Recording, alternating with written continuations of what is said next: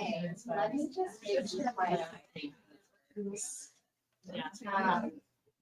my boyfriend is like very big tech nerd, and for our first Christmas, he got me a tablet, like a non-iPad tablet, and I never used it because I was like, this doesn't sync with anything. Like I don't know what my passwords are. I just need an Apple product, so I've never used it. And then he ended up using it for something else, to like, I don't know, operate the robots in our house. And then he gave me his old iPad, but now I never know if it's gonna work. So let's see. This one should be good. Yeah, I did it offline. So. But I also feel like an old person more and more every day. I'm like, why do I not understand technology? But the girl who did my hair today is 21, so I really am an old person. Okay. What is looking forward? All right. Hello, everybody. Thank you all so much for joining us tonight. We at Left Bank Books are super excited to welcome Mattie Jo Cowsert, author, actor, shameless oversharer, who will be joining us tonight to discuss her awesome new book, God, Sex, and Rich People. So thank you all for joining us today. A couple notes before we begin. Tonight's event is only possible because of all of your support. So when you support Left Bank Books, your money goes directly into our local economy. So it helps us keep our streets paved and occasionally plowed, and it makes everything else that makes St. Louis great. That also helps us give authors the support that they deserve. So thank you so much for shopping local and for joining us. We're always hard at work here putting together a full calendar of events all year round. We've got one we're particularly excited about on February 13th. I will be joined by Jeff Copeland, whose new book, I Love You Madly, Holly Woodland, A Walk on the Wild Side with Andy Warhol's Most Fabulous Superstar, which tells the story of a young aspiring writer desperate for a break and the legendary Andy Warhol superstar who gave them the story of a lifetime. So you can check out our full calendar at left-bank.com. We've got in-person as well as online access to all of our events. So check us out there. For those of you who are joining us from afar tonight, they just pushed a book off the shelf. Thank you for your ghostly ways and for being here. You'll be able to participate in the Q&A. Thank you, by the way. Participate in the Q&A at the end by typing your question as a YouTube comment. So thank you for being here from wherever you are. And now for tonight's event. Mattie Jo was a pastor's kid and proud purity ring wearer before she moved to New York City and experienced an unexpected worldview and identity implosion thanks to Tinder and her Jewish roommate. When marriage equality passed in 2015, Mattie Jo decided to share how the queer community was one of the catalysts for questioning everything she'd been taught about this Jesus guy in her first publicly released blog post titled God and the Gays. This was the start of her new popular blog, and it's now the heart of her new book by the same name, God, Sex, and Rich People. Before terms like deconstruction, purity culture, or Evangelical became hashtags viewed by billions, God, Sex, and Rich People exposed the sometimes playful, sometimes hilarious realities. Sorry, painful. Playful. Of a young female ex-evangelical, navigating the diversity of the Big Apple, working for the 1%, and trying to have good sex without killing herself. Mattie has appeared on the new Evangelical podcast, Ellen Fisher podcast, Girl Boner Radio, among many others. She was invited by author Linda K. Klein to join the Voices and Faces and Break Free Together collaboration writing cohort on religious trauma, who is one of only 10 individuals across the U.S. to be selected. And the pilot for her God, Sex, and Rich People TV series won the Audience Choice Award for Artistic Innovation at 2024 Yale Innovation Summit. So she's been in a lot of different fields and pulls expertise from a lot of different places. So we're really excited for her to discuss the book form of all of this wonderful information that she shares with us tonight. Please join me in welcoming the wonderful Mattie Jo.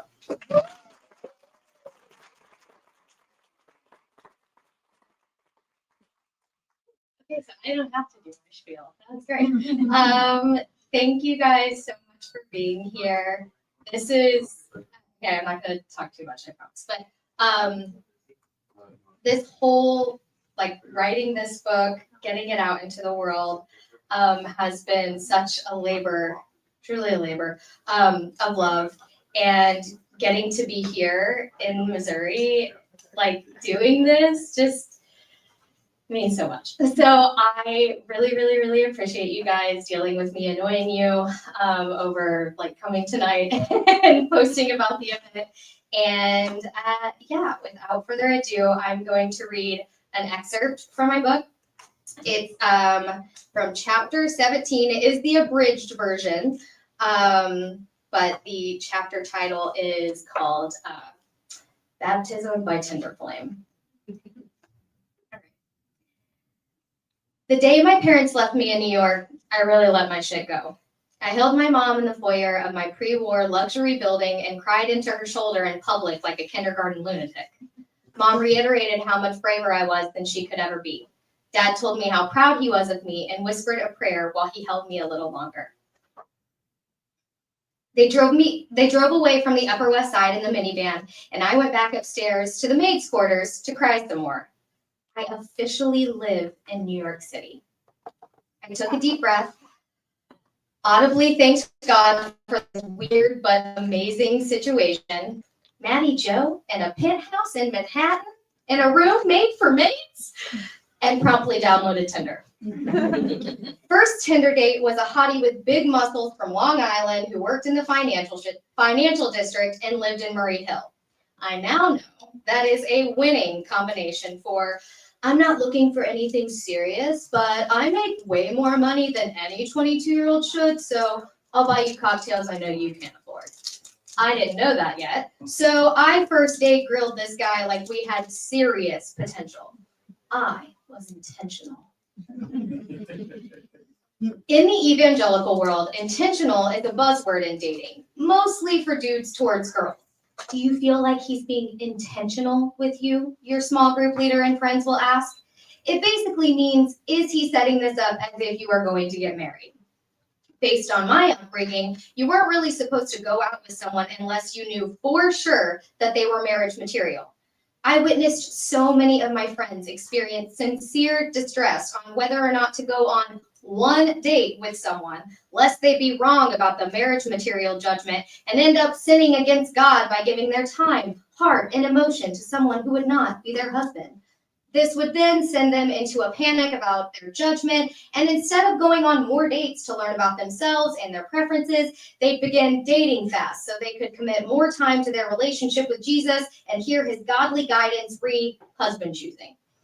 Anyway, shocker, that absolute truth did not translate to the world of NYC app dating, where you meet someone for the first time on the date. So there went that rule for me. The other rule in evangelical dating is the first date should take place at a coffee shop with some biblical reference in the name, like the Potter's House. They don't have those in New York City, so we got fancy whiskey cocktails at Jacob's Pickles. Another rule of evangelical dating is you must swap testimonies.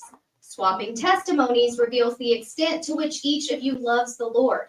Your mutual love for the Lord is the only measure of true compatibility. After hearing their testimony, you need to exchange dating history. If he's a real man of God, he will also volunteer his sexual history because #integrity. You need to know this because it will tell you a lot about his character. How can you feel truly special if he's had so many relationships before you? Why weren't you worth waiting for?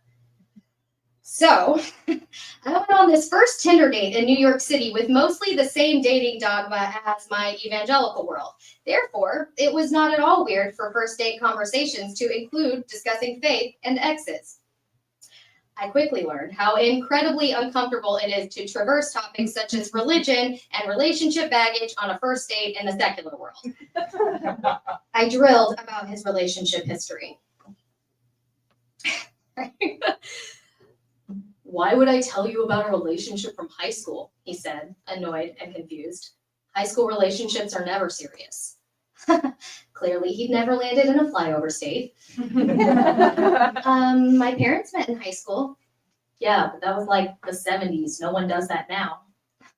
No one on Long Island gets married young? Young like teenagers or young like early 30s? Early 30s? Was this guy looking for a geriatric wife? His coastal cultural differences were blaring. Wow, back home getting married in your 30s is like way old. And then, because clearly he wasn't going to share any more about his exes, I volunteered my relationship resume. I've only had one serious relationship, my college boyfriend, and I was going to marry him. Whoa, you were like engaged? Well, no, not exactly. No, what do you mean you were going to get married? The fact that I had to explain this to a person was one of the many explanations that helped me realize my little slice of evangelical reality was not everyone's. It was just kind of the expectation. Where I'm from, everyone is a really devout Christian, so I guess it comes with the territory of saving yourself until marriage. He laughed, looked at me, all incredulous like, wait, you mean be a virgin until marriage? That's a real thing people do? Every bit of the disappointing first-time experience I had with that pop singer was worth my affirmed suspicions that continuing to wait until marriage would make me a total alien person to New Yorkers, which is, completely unfair and shouldn't be an indicator of a person's worth on either end, to wait or not to wait, but anyway. Yeah, mostly everyone I know is waiting or did wait. Not like actually, though. They're lying. They're not lying. Why was I defending this? I know they're not lying because I was one of them. And then he turned away from the bar and positioned himself directly at me. Wait, are you a virgin? No! I could not have been happier to respond so quickly with that exact response, which, lucky me, was not a lie. Right, because you actually did have sex with your college BF. Well, no, we didn't have sex. I expected his next question to be, then who did you have sex with? But because he was a secular, well-adjusted person, he didn't ask about my list on a first date. He just said, bummer. So, you're super Christian? I wouldn't say I'm super Christian. I would say my faith is really important to me, but it doesn't look traditional. It's not about the relationship aspect as much as the relationship I have with Jesus Christ. I used this as the perfect segue into seeing if he was a Christian. I should have known there was very little chance of that being the case, considering him being so flabbergasted at the idea of saving oneself until marriage, but what about you? I was raised Jewish, but I don't really practice anything outside of the big holidays. It's a chance to see family, and that's really it. Not only was that a very succinct and casual answer, given my incredibly thoughtful and thorough one, I was completely caught off guard. Jewish? Like a Jew? Why are you wearing that tiny hat thing? And where are your curly cues? Do Jews simply walk amongst us like totally normal people? I was clearly very new to the Upper West Side. The next morning, because I was still working on breaking my whole tell everyone everything Midwestern tendency, I shared my religious compatibility stress with my roommate Colin, who turns out was also a Jewish daywalker. So you met on Tinder, went on one date, and you're planning on approaching him about your religious differences because you think that means you aren't compatible for marriage? Colin needed clarification why I wasn't sure. It seemed pretty obvious to me. Yes, exactly, I replied. And you don't think that's weird? No, I don't think it's weird. Is it weird? How can I date him if he doesn't have the same religious views as me? I answered. Isn't that a waste of time? Like, I would never date a Mormon. Oh, yes, because Mormons have very strange beliefs. Colin was trying to mock me, I could tell. So I shot back. Do you know what Mormons believe, Colin? Golden tablets that have never been found. The Garden of Eden is in Missouri. They each get their own planet when they die. I just can't see myself ever being truly compatible with someone whose religious beliefs are founded on essentially made up, unsupported information. Right. Because your religious fantasy is superior to others' religious fantasy. Fantasy? Who did this guy think he was? Clearly, Colin had never read The Case for Christ. I mean, archaeology, history. I wouldn't call Christianity or the Bible fantasy. Of course not. Of course not. Virgins have children all the time. Guys die on crosses and then raised from the dead. Dudes have walked on water a lot. Oh, and that water into wine thing happens all the time in bars around here. Very real. Oh. No, I get it, Colin continued. Christians get miracles. Everyone else gets stuff they made up. Oh. Look, MJ, you can date this guy or not, and I agree Mormons are a little out to lunch. But I think there's a bigger issue here. Here's a book I suggest you start reading. Enjoy the rabbit hole and happy enlightenment. Or something like that. This conversation proved Colin to not be the scary, tired business guy. Still not entirely sure what Colin does. I thought him to be. Over the next few years, he became my rich, big brother Jewish Jedi Master. He helped me traverse my new world from questions about the Bible to, hey, Colin, why do all the rich kids I babysit have their initials sewn on everything? That just seems like a weird thing to pay a seamstress for. You're gonna, like, pay a seamstress. Summer camp, he said, as if I should have known that. I stared at him a little longer and waited for a more thorough explanation. When you go to summer camp, your laundry gets sent out to get done, right? So you have to have your initials on everything so you know what's yours. These kids don't know what their own clothes look like. Well, there are clothes that look really similar, such as tennis whites and tennis whites. Most beach clubs and country clubs require whites only to play tennis. Oh my God, of course only people who have paid laundry help have an entire wardrobe of white for children. Okay, whatever, I said. My new life was so strange, but Colin was very helpful. Anyway, the book Colin suggested to me was Zealot by Reza Aslan, and it became the catalyst for my ongoing study of scripture from a non-white American evangelical perspective. I devoured the information in Zealot. The more I read, the more I questioned and needed answers, so I read more books. On subway rides and in audition holding rooms, I read and highlighted and scribbled notes of fury at my findings. I had officially entered the scriptural skepticism spiral of my deconstruction.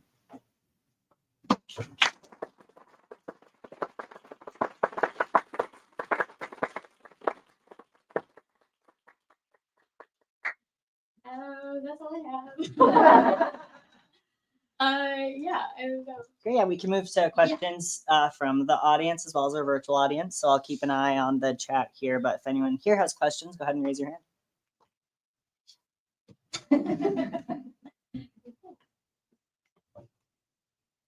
There are a lot of my friends from college. Yeah.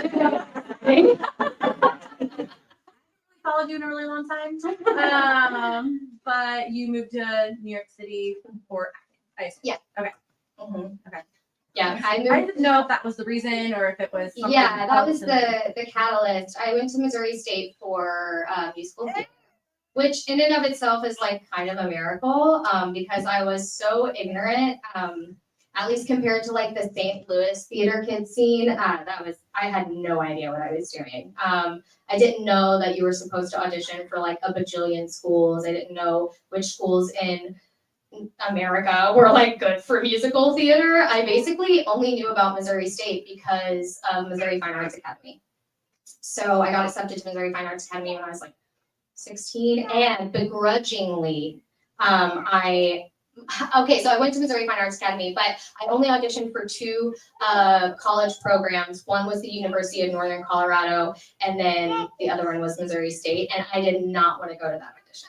I was at Beta Convention, and I was president of Beta, and I did not want to leave the convention, and my dad like made me leave. He was like, you're going to this audition, you're not going to put all your eggs in the Northern Colorado basket. So anyway, so I went to Missouri State, and this is part of the book. I visited New York for the first time when I was 19, and it says this in the book. It's so funny. I say like the reason I took myself there is because I really wanted to see Wicked, and there was no on-camera version of it yet. And so I was like, I'm gonna go to New York and see Wicked, and that was the whole reason I went the first time. I was like, I'm a grown-ass woman. I'm 19. I'm gonna take myself to New York City.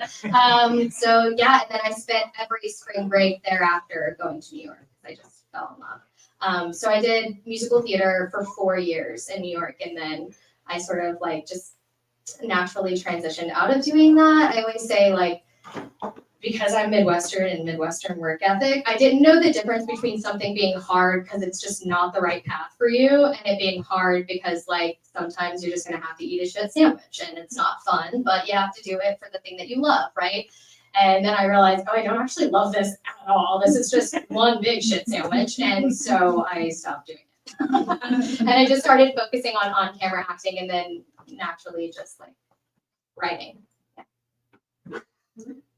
Yeah. How has the response been?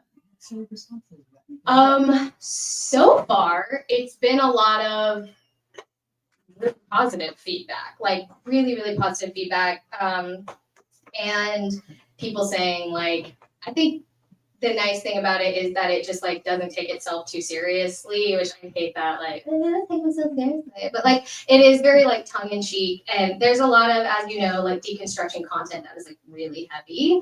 And I think this is a nice like dose of levity, kind of like making fun of myself in my process, even in like the like voices that I put on when I read the version of myself that would be like, I'm a follower of Christ, you know, like those kinds of things.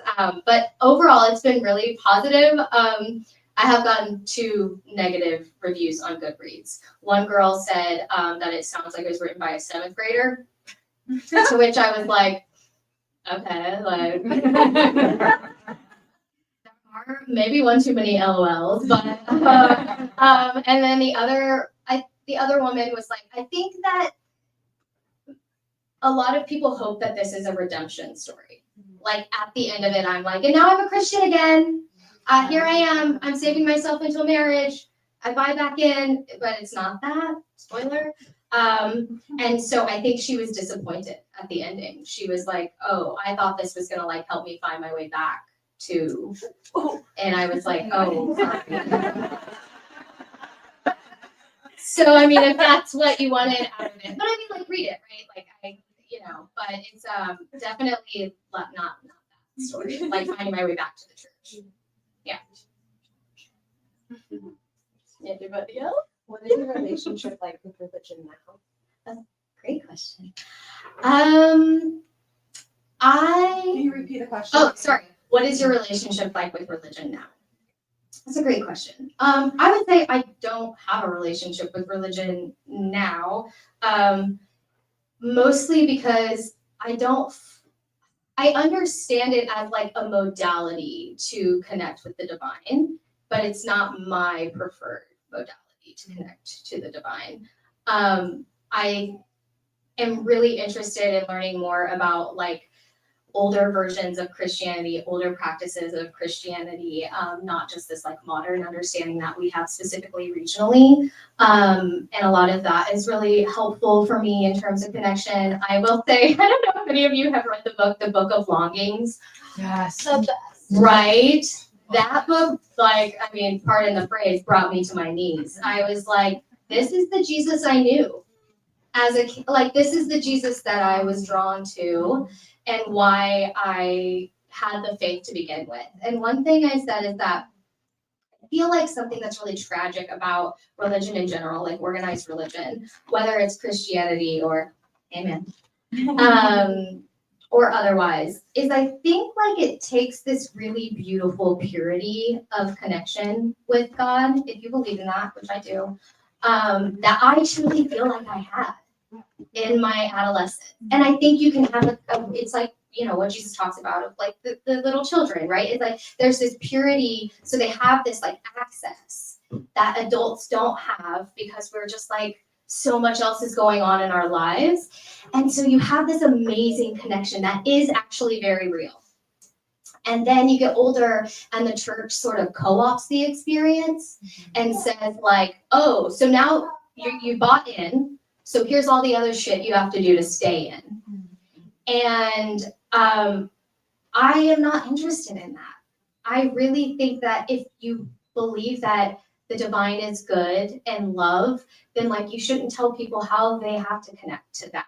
And I know that gets a lot of flack for like, that's relativism, and this is absolute truth. I'm like, I think those are all just like human ideals slapped on to a God that isn't human. So that's why I'm not interested in religion. Yes, Dad.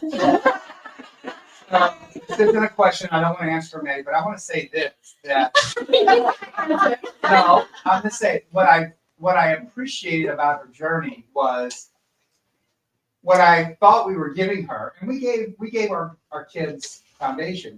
But what I love about my faith journey was seeing the historical side and digging deeper that she didn't get growing up. It was when she went through the deconstruction, she dug more into the ancients, she dug more into the foundations of the Christian faith, which gave her a different perspective than what pop Christianity in America gives you. And I think that's the thing that I appreciate about the journey she's been on since, is because even if it's not the same as what it was, there is some depth to it that most people who say they are followers of Jesus never get to, because they live their lives on a surface level. And I think there's, even though we talk about not being a rules-based religion, there are so many unwritten rules that if you don't follow, you're not in, that really torques me about that, about the faith. And I think that's what Mattie got to, which I think has been helpful in the writing, that even if those people, even if it isn't a redemption story in the book for some people, she has gotten some feedback from people who have found their way back in some form or fashion.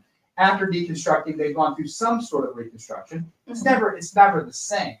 So that part of her journey I've really appreciated, because there's a level that she and I have been able to talk about when it comes to theology and philosophy and some of the things of the ancients that we never talked about at home, because we were just trying to raise our kids, make sure they got out okay. Yeah. But that has been a really good thing for me. Yeah, last time I brought my boyfriend home for Thanksgiving, and I think it was Thanksgiving. Yeah, and on the way to the airport, and my mom and I are having this like deep theological conversation, and we're quoting scripture, and I'm like, and mom's like, well, you know, I was like, if it's a gift freely given, it's a gift freely given, it's unconditional, and you can't just say it has a condition. And she's like, well, you have to accept love. I'm like, do you? Like, for it to be valid? Like, and then we talked about the relationship between like parents and their kids, and like, you know, and you know, Ken's just over here as this like New Jersey Italian, like, yeah.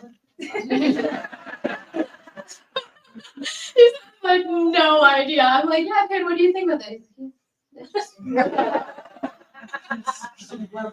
Yeah. So now that we've all bought or are buying your books tonight, how can we best support you on your journey with your message and your career? Oh, thank you for asking that. Honestly, just sharing it with people, like, you know, obviously the social media dance is a dance, and it is incredibly helpful, actually, but just telling people about it, like, I'm always so surprised at the people who, like, message me, and they're like, oh my God, this person told me about it, and I'm like, oh, it's amazing, you know, so I think just, yeah, telling people about it, and I do also want it to be, like, very organic. Like, I don't want you to just be like telling people for the sake of it. Like, if you really love it and you feel like it would be helpful, like that would be great. I had a woman back in Branson tell me that she bought it for all of her coworkers. They're all like in their 20s, and I was like, yeah, I think that's what's gonna happen here. I think like a lot of women on the other side of it are gonna be like, this is the book that I wish I had in my 20s when I was going. And that's why I wrote it. I was like, this is the book I would have wanted in my 20s. So yeah, and then also like, I don't know if you know Taylor Swift or Chapel Roan. I'd love if they'd read it. Taylor Tomlinson, she's one of I'm really trying. She did actually like ask for my book, so she has it, but I'm like, did you not read it? And then, you know, Kelly Clarkson. Can I get on these like, you know, shows where they'll talk to me? Because that really does help. Like having someone with a very large audience, as you know, as an author, like platforming your work. So yeah. Yes. We got two comments from online from Annie. The first one is, it's so nice to hear experiences so similar to mine in the same Midwestern voice that's in my head, and then a little heart emoji. And then Annie follows up that it's wonderful to hear your dad so proud of you and really understanding you. Yeah, that's something everyone is always so shocked by. It's honestly like a lot of people's first question is like, so what do your parents think of you? And then they're even more shocked to be here like, oh yeah, actually my parents are really proud of me. They like love me. So it is interesting that the assumption is, as a woman, like I don't know, maybe if I was a man this wouldn't be the case, but like as a woman talking about how women are hurt in the church, and then also in the secular world at large, especially because of purity culture, talking openly about sex, like there's this idea that like my parents are gonna be so ashamed of me. And I wrote this, I wrote a blog post called The Fourth Commandment that talks about how I do think the thing that is different from my parents and maybe a lot of parents in that generation is that they really raised us to like be individuals. And if you've ever met all four of my siblings, we're very different people.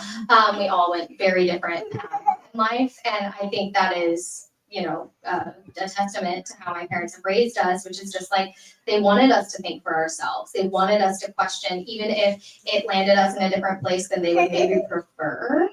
Like that doesn't, again, going back to unconditional love, like, do you just love your kids because they're happy and healthy, not just because they're exactly how you would prefer them to be? And then also to my dad's point, like in our house, we really valued empathy and we really valued critical thinking. You know, some friends I went to high school with, you'll know I was a nerd and I graduated valedictorian, and it was like a very big deal in my family. Like we were all gonna go to college, like that was really important to my dad, my mom. And so I joke that like, and they can't be mad because this is their fault. They taught me to read, they taught me to be curious, they taught me to question, they taught me to think for myself. So like, how do you think I ended up here? Also, they did, and I speak to this in the book as well, like at home, we learned a God of love and compassion. We learned a God of empathy. We learned a God of reaching out to the underdog, to the person who is, you know, marginalized and needs to feel like, for lack, like, and not like a savior complexy kind of way, but like just love people. Right? And look out for the person who you think is like maybe hurting a little bit more. Be attuned to that. And so when I just kind of realized like, wow, that's just not the evangelical church at large. That's not, there was like cognitive dissonance, you know? I again go back to blaming my parents because I'm like, well, this is what you guys taught us. So, and they've stayed true to that. They've lived that out, which I think is also different than maybe a lot of like millennials and boomer parents have experienced. Yeah. Anybody else? Yeah. Could you talk about the rich people part Oh, of yeah. your book a little bit? I followed you on Instagram for a while, and she was like, okay, the God part and the sex part, like as an evangelical, I know what she's talking about. Mhm. What's this rich people stuff? Yeah. So if you read the book, you'll see a little bit more. Yeah. Of like, so rich people is I say this as like part of my elevator pitch is rich people were the unexpected setting and container for my identity crisis. Okay. So you'll read about it in the book of how I ended up like living with the 1%. And then I was also simultaneously working for the 1%. So I have, basically by nature of like not wanting to get fired, I have not talked about aspects of my job publicly. If you're on my close friends on Instagram, you've probably seen something. But I mean, literally up until right after my book released, I was a babysitter for billionaires. So I'm flying on private jets, and they have me, who's a full-time caretaker. The mom also doesn't work. They have a chef. They have a full-time housekeeper. They have personal trainers. They've got a membership at Equinox they forgot about, and they have a gym in their building. And that's only one property. That's $8 million. They have 5 others that are at least $30 million of property. That is how I have lived in New York City. I say I lived in luxury by proxy. And then I'd go back to my like apartment with roaches that cost you money. But during the day, getting chef prepared food. And that wasn't like every family I was with wasn't that extreme. But a lot of them were. I mean, at the very minimum, they had, 2 apartments in New York City that were, one was more than $1 million, the other one's $500,000. Like it's just a different world. Yeah. And so not only was I say it was like culture shock from every angle. In the book, I have the chapter is called "Fucking Rich People," and my first job was I was a personal assistant for these crazy freaking rich people, and this woman was insane. And I honestly, I when I was writing the book, I was like, did I remember this wrong? Like, was this as crazy as I'm remembering it? So I reached out to another girl who was on staff in the house, and reconnected with her, and I was like, do you remember this happening? And she was like, yeah, man, it was fucking weird. And her title, again, I say this in the book, that woman's title was an undercover life coach for their 23-year-old son. Oh. And so, yeah, and like this woman told me, at the time I had this blonde streak in my hair that was totally tacky, whatever. But I liked it. And she was like, you need to dye your hair. My husband will not approve. Meanwhile, I didn't see the husband but twice the whole time I worked there. And one time he walked in on me in his man den, and I was doing inventory of his whiskey. And she had told me to do this. This was my task for the afternoon. And he looked at me and he was like, what are you doing? And I was like, she told me to. And then he leaves and he's like, yelling at her, right? And then he leaves. And then the other time is he got too drunk at a dinner and lashed out. And those are the only 2 experiences I had with this man who would not approve of the blonde stripes in my hair. So yeah, it was just weird. And I was as a Midwestern who I had a job since I was, if you grew up in Branson, Missouri, you worked at the track. The second you could get a job, you got a job at the track when you were 14 years old. It's just what you do. So the fact that this kid, 23-year-old, had an undercover life coach, this girl who was inconspicuously helping him do his homework, I was like, what the actual fuck is going on? And that has continued to be my reality. It's just one what the actual fuck after the other. Why? Yeah. So that's rich people. Talk as much about it either in the book and publicly because it was my job for so long. Yeah. Now I'm out of it. So maybe there will be more in the next book. So we are expecting a next book. All right, expecting next book. Yeah. This book really only covers the first 3-ish years of my deconstruction. And then post 2016 and everything that came with Donald Trump and the evangelical movement around that, and then also some personal things that I experienced in that time that sent me into sexual trauma therapy, and then my whole experience with that, which I have blog posts about. I have a blog series all about that experience. That felt like a whole other book. I was I can't really go into this in this book. This book was just kind of the pillars, the big ones that I needed to knock down to get to a better place. But honestly, the sad part is that by the time I felt I had really gotten to a better place, then 2016 happened. This horrible event happened that sent me to sexual trauma therapy, and it's all of it started over, and I had to work at it on an even deeper, grittier way. But I always say, it came at such a high cost, but I still see that therapist to this day. A lot of my friends see that therapist. One of my sisters sees that therapist. He's great.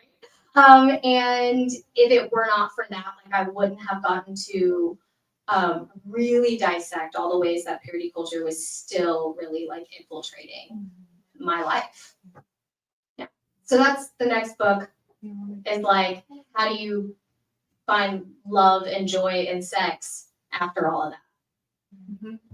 Yeah, Dad. So those of you who know, I think this is kind of interesting though, Mattie, because I think because we talk about purity culture, it's interesting just recently on the Holy Post. Yeah. Those of you who know who Phil Vischer is. Phil Vischer is the guy who created VeggieTales. And Yeah, they have a whole series called News of the Butt where they just talk about poop. Anyway. The podcast.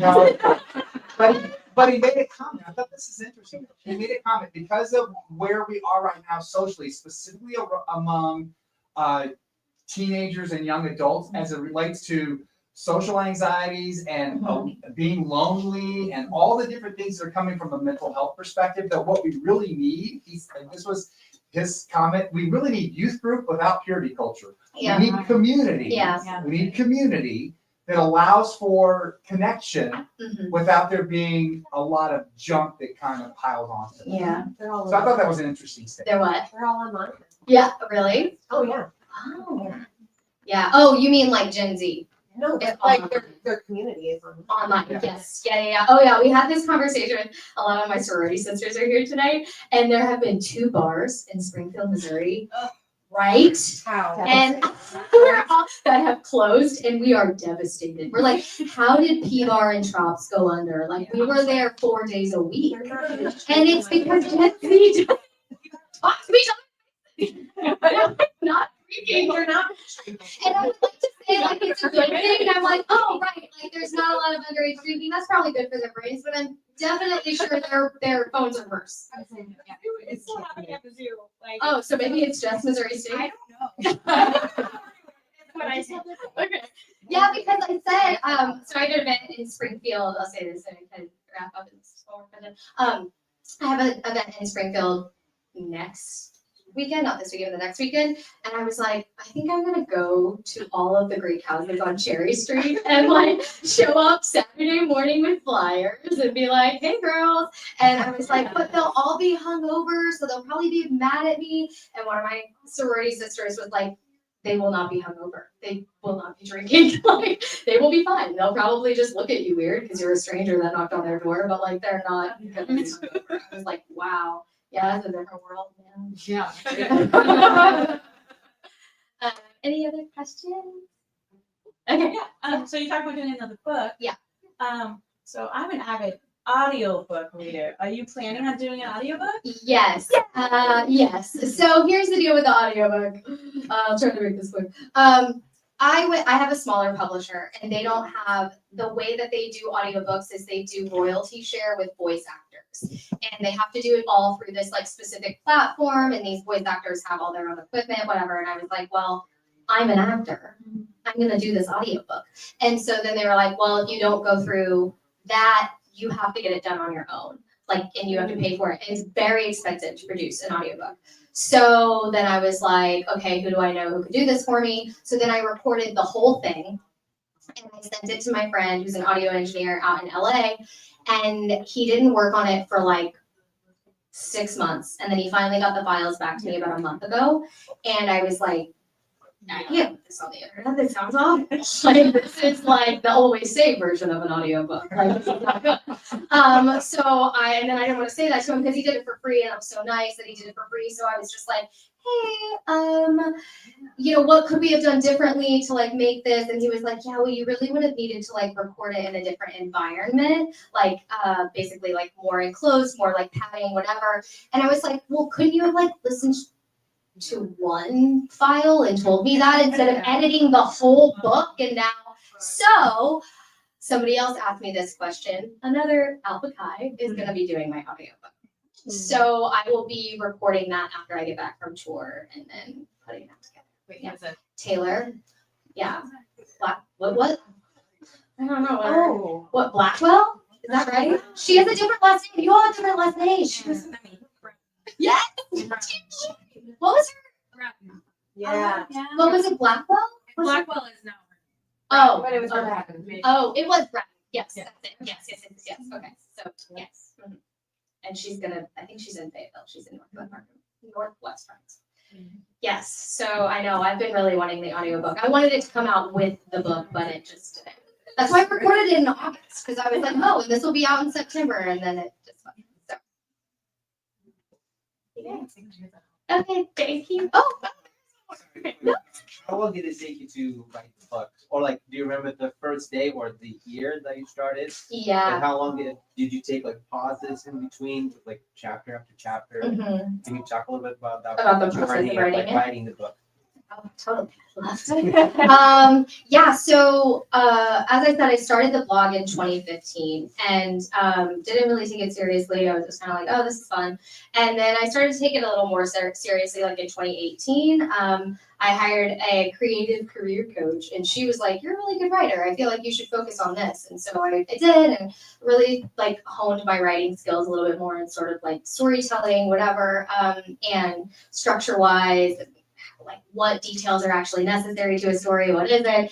So then 2020 happened. I don't know if you remember this thing called COVID, and the world shut down, and I was like, I guess I could write a book now. And so I started writing the book, and I started just putting parts of it that I was writing each day on Facebook. And then a woman who followed my blog for a while, she reached out and was like, hey, I'm working with this new publisher. Would you be interested in submitting a proposal?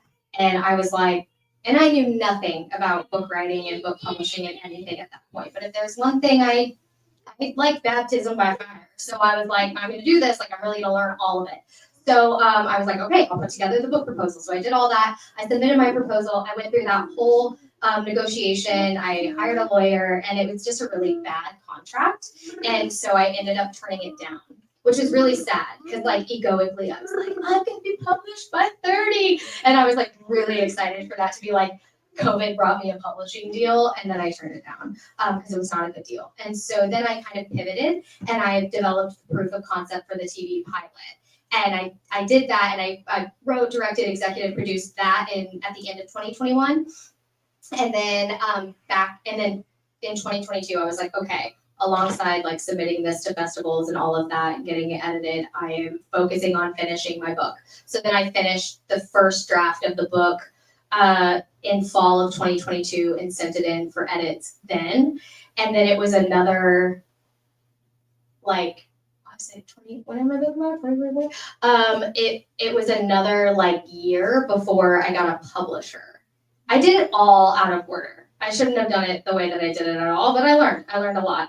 And then I got a publisher in February of 2024. And then, yeah, so all in 4 years. Yeah. And if I could go back and do it differently, I would have. I say no regrets. I'm like, yeah. I would have done it differently, but I know better. And this is all sort of just like, experimenting and seeing what works and everything. So it'll be different for my next book.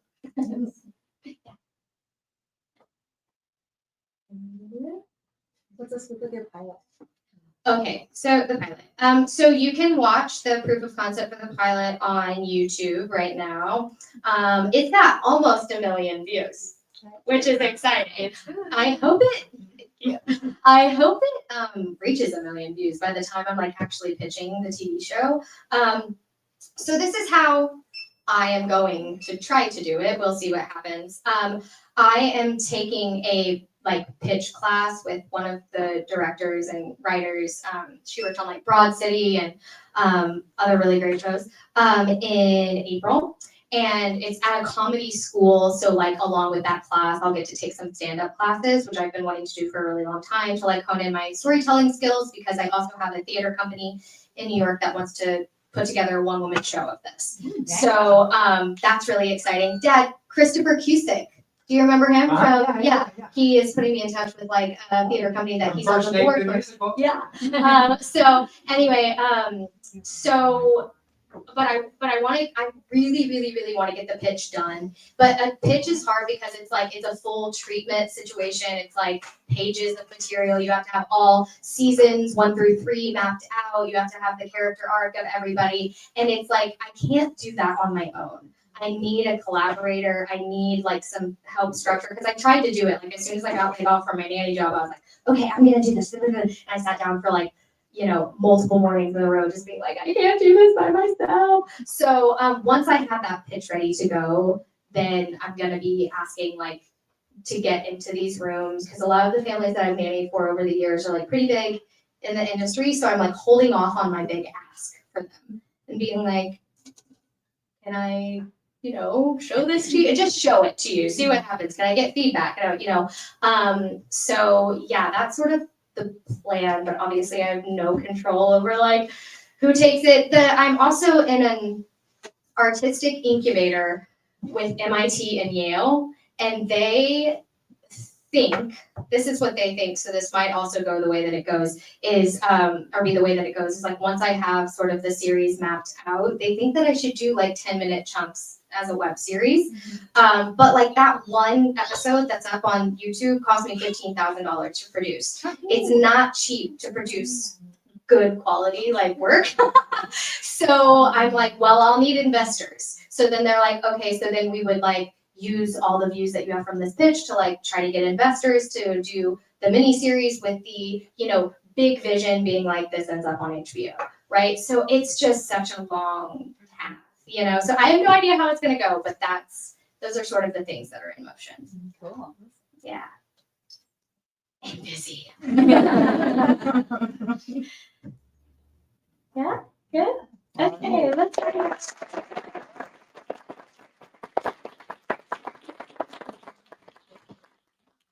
Thank you so much. And yeah, thank you all so much for coming. If you don't have your book yet, we've got them at the desk. You can also apparently buy some for all your 20-year-old coworkers. Yeah. And then we're going to sign up front here. So Okay, we'll kind so of make here. a line and kind of go from there. So the store's open till 8 otherwise. Thank you all for coming. Have a good night. Thank you. I know, I was like, oh, Hey. hey.